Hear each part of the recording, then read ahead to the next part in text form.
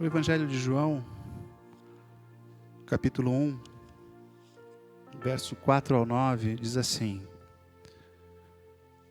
A palavra era a fonte da vida, e a vida trouxe a luz a todas as pessoas. A luz brilha na escuridão, e a escuridão não conseguiu apagá-la. Houve um homem chamado João que foi enviado por Deus para falar a respeito da luz. Ele veio para que por meio dele todos pudessem ouvir a mensagem e crer nela. João não era a luz, mas veio falar a respeito da luz. A luz verdadeira que veio ao mundo e ilumina todas as pessoas. Ainda a primeira epístola de João 1:7. Mas se andarmos na luz, como ele na luz está, temos comunhão uns com os outros, e o sangue de Jesus Cristo, seu Filho, nos purifica de todo pecado. Ore juntamente comigo. Pai Santo, Deus, nós te louvamos, ó Senhor. Te damos graça, Pai. Te glorificamos, ó Deus, pela tua presença nesse lugar. Ó Deus, nós te pedimos, ó Deus, que nesse momento, ó Pai, que nós separamos para meditar na tua palavra, o teu Espírito Santo venha trabalhar, Senhor, nos nossos corações. Deus Santo, que essa palavra, Senhor, encontre, Senhor, lugar em nós. Deus Santo, que tudo aquilo, Senhor, que a gente vai falar aqui, Senhor, não seja pela nossa própria sabedoria, mas seja pela graça e pela dispensação do Teu Espírito Santo. E que cada pessoa aqui, Senhor, e cada pessoa que nos acompanha pela internet, ó Pai, esteja recebendo a Tua bênção de uma forma muito especial. Assim nós oramos a Ti, Senhor, glorificando o Teu nome, em nome de Jesus. Amém. Amém, glórias a Deus. A igreja pode se assentar. Meu desejo é que a paz que vem de Deus, ela esteja com cada um de vocês. Eu agradeço a oportunidade de estar aqui com os irmãos. É um final de semana muito especial. Boa parte da nossa igreja está reunida lá em assembleia.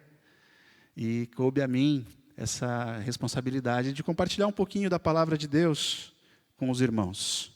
Venha para a luz. Alguém até brincou comigo. Parece aquelas historinhas de alguém que se acidentou, né? E aí aparece uma luz, e as pessoas, não vá para a luz, não vá para a luz. Não, é um outro tipo de luz. Venha para a luz. No capítulo, eu gostaria que você acompanhasse, se você quiser acompanhar, deixe sua Bíblia aberta no capítulo 3 de João. João capítulo 3. E a gente vai buscar tratar um pouco desse assunto da luz, usando como pano de fundo um encontro muito especial que Jesus teve com um camarada chamado Nicodemos. Olha, o primeiro versículo fala assim: havia um fariseu chamado Nicodemos, que era líder dos judeus. Uma noite ele foi visitar Jesus. Você já tentou fazer alguma coisa no escuro? Eu já. Teve uma vez, era bem cedinho, e eu me arrumando para ir para o trabalho, e estava meio escuro ainda, e eu fui, enfim, peguei as roupas e vesti, e legal, peguei um terno cinza, ok, peguei um sapato preto, beleza. Quando eu cheguei no trabalho, que eu fui ver as minhas meias, elas não tinham nada a ver com nada, era um tom de marrom super estranho, que não tinha nada a ver com o sapato preto e com o terno cinza, né? Alguns fashionistas podem falar, não, hoje em dia já está liberado. Mas eu me senti super mal, não ornava, como dizia o pessoal, né? E aí, toda hora que eu sentava perto de alguém, eu ficava meio que, né, preocupado ali se alguém ia ver a minha meia, que não combinava com coisa nenhuma. Isso que dá, tentar fazer as coisas no escuro. O interessante é que Nicodemos era um cara top. Ele era ali apresentado já no início como um fariseu. Eu tenho certeza que ele não usava meia marrom com sapato preto. E tudo indica que esse rapaz, esse moço, na realidade provavelmente era um senhor já, chamado Nicodemos, ele era uma pessoa bastante importante na época de Jesus. O próprio nome Nicodemos, alguns comentaristas acreditam que a família dele, de alguma forma, era ligada, né, era amiga, enfim, aliada até dos próprios conquistadores romanos que dominavam aquela região. Ele é citado como um dos membros do Sinédrio. O Sinédrio era um comitê de 72 notáveis judeus, pessoas importantes, e eles faziam ali o governo local. Tudo aquilo que os romanos não queriam se preocupar, como coisas do dia a dia, as questões religiosas, pequenos litígios, briga entre vizinho, como até um tribunal de pequenas causas, e eles funcionavam ali como uma espécie de executivo, legislativo, judiciário para o povo judeu. Então, era nesse sinédrio que haviam esses julgamentos, as coisas que eram concernentes basicamente ao povo judeu e que não afetavam ali de nenhuma forma o Império Romano. Ele também é citado como fariseu. O grupo dos fariseus era um grupo extremamente importante. A gente começa os estudos mostram que esse grupo começou a aparecer lá na época de Esdras, quando o povo ele volta do cativeiro babilônico, e eles começam a se voltar para a palavra de Deus, e eles começam a buscar novamente os rudimentos da palavra. E os fariseus eles se apresentam como aqueles que procuravam de fato cumprir a lei. E eles tentavam de fato aplicar tudo aquilo que a lei dizia para a vida deles. Eles vinham basicamente da classe média judaica, eram artesãos, e eram pessoas comuns, comerciantes, e aí com o tempo eles foram se dedicando à palavra, e muitos deles foram se tornando professores e escribas. Ele fazia parte desse grupo tão importante, mas ele não era qualquer um nesse grupo. O Nique, ele era um dos mestres dos fariseus. Para ser fariseu, o camarada tinha que conhecer toda a tradição oral, o que depois acabou sendo escrito, mas o Talmud ele era um comentário da lei super complexo. Além de conhecer todos os livros que Moisés havia escrito, o Pentateuco, e eles tinham que saber isso de cor, eles tinham que saber muitas coisas, e eles tinham que procurar praticar essas coisas, eles tinham que ser o exemplo. O Nique, ele era o cara que ensinava outros fariseus. Então, ele era uma pessoa de extrema importância. E é interessante que ele vem procurar Jesus. Talvez ele estivesse muito ocupado durante o dia, porque ele era um cara importante. Então, ele vai de noite. Eu não sei se, lá no Sinédrio, tal, que horas que ele batia o ponto para poder sair do Sinédrio. Ou talvez, quem sabe, também alguns comentaristas acham que ele não queria ser visto com aquele filho do carpinteiro. Esse camaradinha que está fazendo esse agito por aí, talvez o Nicodemos não queria ser... Ou talvez ainda ele quisesse evitar as multidões que costumavam cercar Jesus durante o dia. Mas é fato que ele vai procurar Jesus de noite. E João, ele menciona isso. Eu acho legal, João ele fala bastante sobre a luz. Em vários dos seus textos, tanto no Evangelho quanto nas Epístolas, ele cita a questão da luz. E ele comenta isso, ele faz esse adendo, que nas trevas, Nicodemos teve uma audiência com a luz do mundo. No verso 2, Nicodemos ele começa a conversar com Jesus e ele fala: Rabi, nós sabemos que o Senhor é um mestre que Deus enviou, pois ninguém pode fazer os milagres se Deus não estiver com ele. Jesus respondeu: eu afirmo ao Senhor que isso é verdade. Ninguém pode ver o reino de Deus se não nascer de novo. Gente, é fato. Sem luz a gente não consegue enxergar. Você já tentou ler no escuro? Apaga todas as luzes e vai ler? Não, a gente procura ir para um lugar claro. Já tentou passar o fiozinho na agulha no escuro? Eu também não, nunca tentei, nem ia me atrever. No claro já é difícil, Imagina fazer as coisas no escuro. Jesus está falando para Nicodemos, um mestre dos judeus, falando assim: olha, amigo, sem a luz, a gente não consegue entender as coisas de Deus. Eu acho super interessante que o ato do nascimento, o que a gente fala? Que é dar a luz. E Jesus fala para Nicodemos: olha, você tem que nascer de novo. A luz de Deus tem que brilhar, senão você não vai entender as coisas de Deus. Mas se andarmos na luz, como Ele na luz está, temos comunhão uns com os outros, e o sangue de Jesus Cristo nos purifica de todo pecado. Verso 4. Nicodemos perguntou: como é que um homem velho pode nascer de novo? Será que ele pode voltar à barriga da sua mãe e nascer outra vez? E Jesus disse: Eu afirmo ao Senhor que isso é verdade. Ninguém pode entrar no reino de Deus se não nascer da água e do Espírito. Quem nasce de pais humanos é um ser de natureza humana. Quem nasce do Espírito é um ser de natureza espiritual. Por isso não fique admirado que eu disse a vocês, que eu disse que todos vocês precisam nascer de novo. O vento sopra onde quer, e ouve-se o barulho que ele faz, mas não se sabe de onde vem, nem para onde vai. A mesma coisa acontece com aqueles que são nascidos do Espírito. Como pode ser isso? Perguntou Nicodemos. Nicodemos estava no escuro. Ele não conseguia distinguir as verdades de Deus. Ele fazia muito esforço e ele obtinha pouco resultado. Jesus, na sua sabedoria, quando ele ia conversar com os agricultores, ele falava de semente. Ele comparava o reino de Deus com uma vinha, uma plantação de uvas. Ele contava a história do semeador. Mas agora Jesus está diante de um doutor da lei. O que esse cara conhecia? Ele conhecia os escritos. Ele conhecia o Pentateuco, ele conhecia o livro dos profetas. E quando Jesus fala para ele de novo nascimento, onde é que a gente vai encontrar uma referência? O Nilson leu com a gente, Ezequiel 36, onde Deus fala que ia nos lavar da água, né?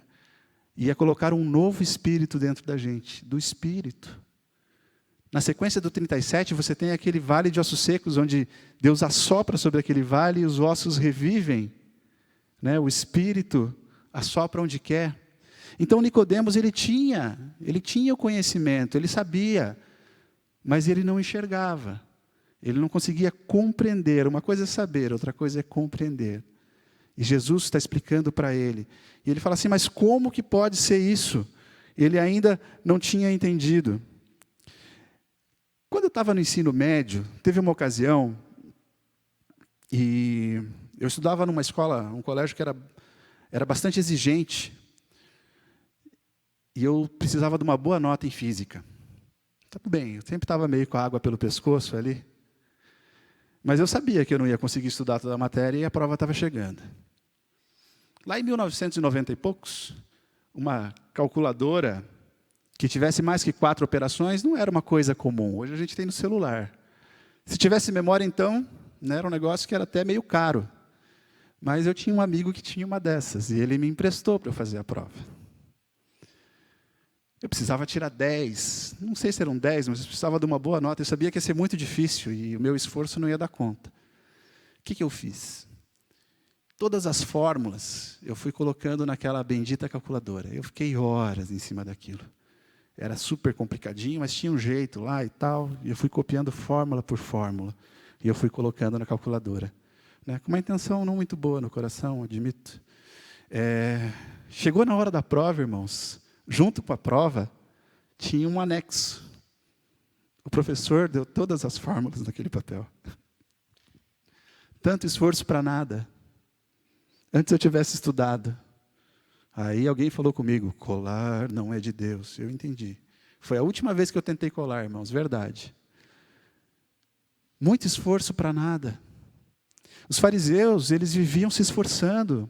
E eles colocaram uma série de comentários em cima da lei para tentar cumprir aquilo que Deus queria para eles. Eles queriam agradar a Deus de uma forma ou de outra, eles queriam tirar 10. Mas como eles não conseguiam, eles se frustravam tanto, mas eles não queriam que as pessoas soubessem que eles não estavam conseguindo. Eles eram os mestres. Então eles começavam a querer enganar. Tinha uma lei super interessante. Ele falava assim, olha, no dia de sábado você não pode passar o nó no balde para tirar água do poço. Isso é trabalho. Aí uma mulher chegou para o rabino e falou assim, mas isso, olha, no sábado eu posso amarrar, né, a minha saia? Né, era uma espécie de um saiotão que elas usavam, e tinha toda uma amarração e tal. Não, por favor, mesmo que seja sábado, você amarre a saia.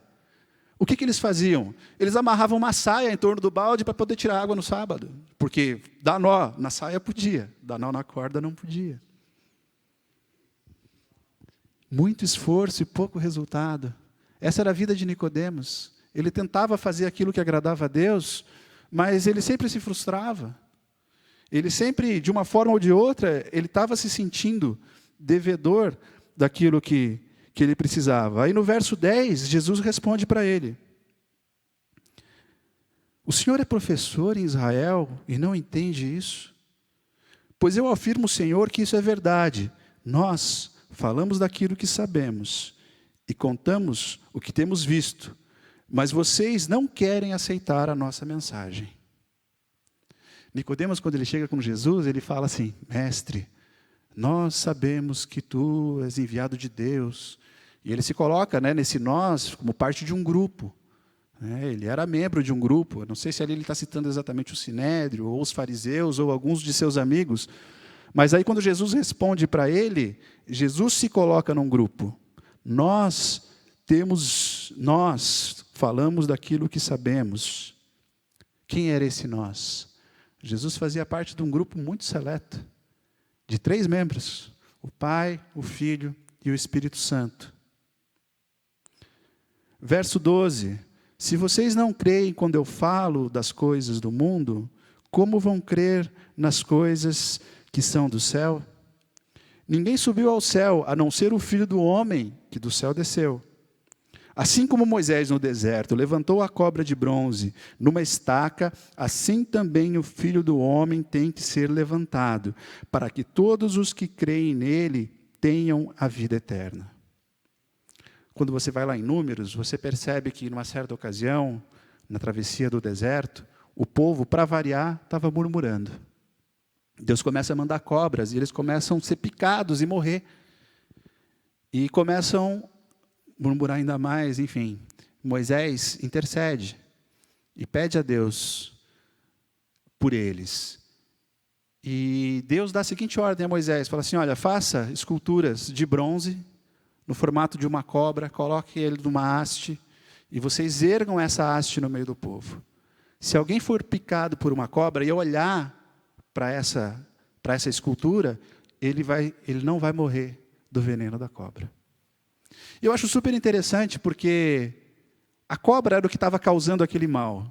E eles fazem justamente uma escultura da cobra. E Jesus fala que daquela semelhança, ele também deveria ser levantado. A cobra, ela, lá do começo, a gente sabe, ela simboliza o pecado. Ela simboliza a rebeldia contra Deus. E todo o nosso pecado foi levado por Jesus na cruz. Jesus está falando para Nicodemos, fala assim: olha, Nicodemos, eu vou levar as tuas culpas, eu vou levar o teu pecado. Todo esse esforço que você tenta, ele vai ser colocado na cruz. Importa que seja assim. E o que segue ali é João 3,16. Você pode falar comigo? Porque Deus amou o mundo de tal maneira que deu o seu Filho unigênito para que todo aquele que nele crê não pereça, mas tenha vida eterna. Glória a Deus. Jesus foi levantado por isso. E ele está explicando isso para Nicodemos. Fala assim: Nicodemos, você sozinho, você não vai conseguir fazer isso. Verso 18. Aquele que crê no Filho não é julgado. Mas quem não crê já está julgado, porque não crê no Filho único de Deus. É assim que o julgamento é feito. Deus mandou a luz ao mundo, mas as pessoas preferiram a escuridão, porque fazem o que é mal. Pois todos os que fazem o mal odeiam a luz e fogem dela, para que ninguém veja as coisas más que eles fazem. Mas os que vivem de acordo com a verdade procuram a luz, a fim de que possam ser vistos claramente e as suas ações são feitas de acordo com a vontade de Deus. Veja, Nicodemos, apesar de todo o seu esforço, ele andava no escuro. Mas se andarmos na luz, como ele na luz está, temos comunhão uns com os outros, e o sangue de Jesus Cristo nos purifica de todo pecado. A gente vai continuar vindo aos nossos cultos e saindo daqui, sábado após sábado, domingo após domingo, quarta-feira após quarta-feira. E a gente vai sair daqui vazio e triste se essa luz não brilhar, de fato, nos nossos corações. Você já teve algum momento em que você talvez se questionou se essa luz de fato existe? Eu já tive momentos em que, assim, olha, eu estava tão acostumado com a penumbra da minha vida, de viver nesse lusco-fusco, que eu chegava até a pensar, falei assim, cara, será que esse Deus da Bíblia existe mesmo? Será que tudo isso que fala aqui, será que isso é verdade? Será que, de fato, o mundo foi criado por Deus? Será que tudo isso que a gente fala e prega, será que se a luz de Deus de fato brilhar na minha vida, as pessoas vão ver que, na realidade, eu vivo à sombra da moralidade? E eu me questionava muito sobre essas coisas. Mesmo depois já de ter levantado a minha mão e aceitado Jesus.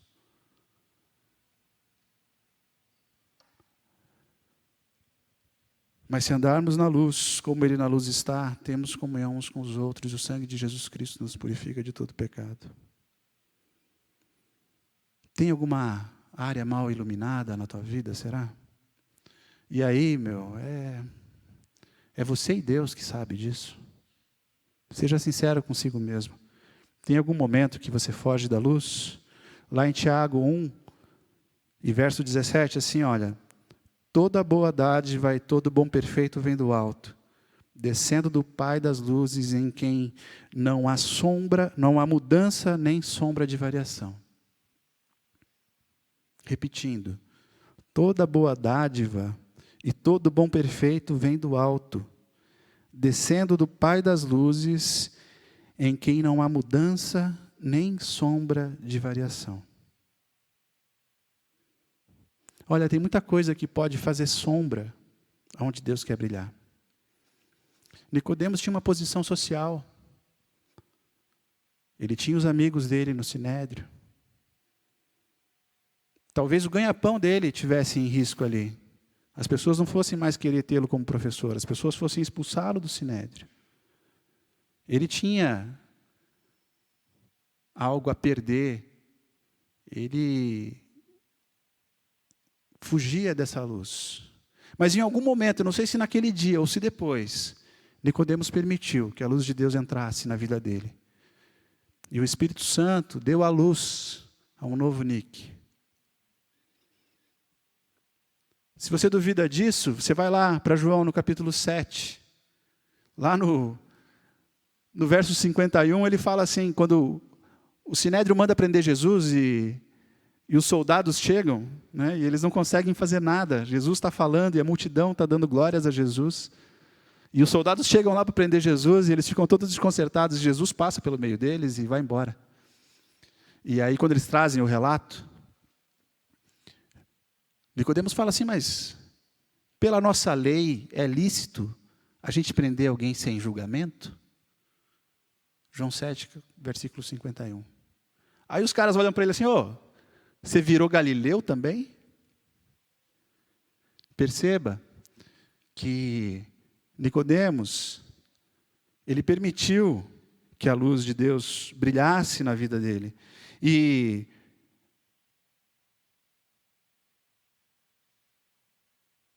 depois disso, ainda lá no finalzinho, você vai lá em João 19, quando Jesus já está morto e José de Arimateia vai pedir para sepultar o corpo de Jesus, é a última vez que João cita Nicodemos.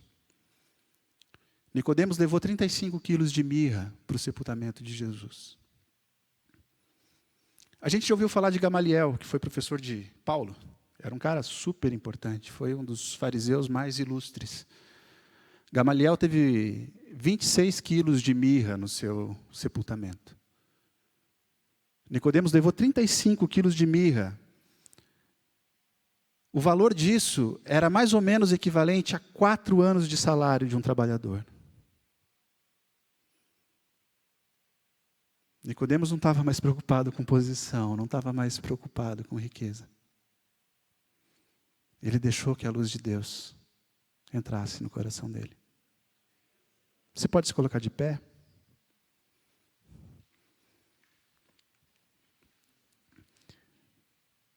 Tem alguma área da tua vida que talvez essa luz não tenha brilhado ainda? Ou quem sabe você ainda não passou por esse novo nascimento através da água, através do Espírito. Talvez seja a tua carreira, a tua vida profissional. Isso faz sombra na tua vida. Talvez o dinheiro, isso faz sombra na tua vida.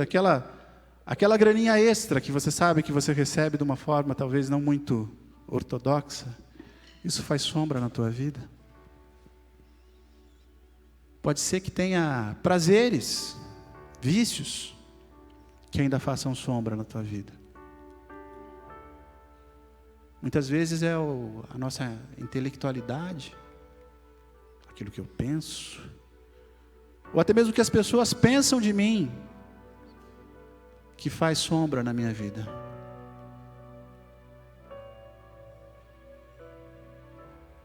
Eu quero orar com você e você sabe, é você e Deus. Se tiver alguma área da tua vida que ainda tem algum cantinho escuro no coração, que você possa, através do Espírito Santo, pedir a Deus, que Deus venha brilhar em você.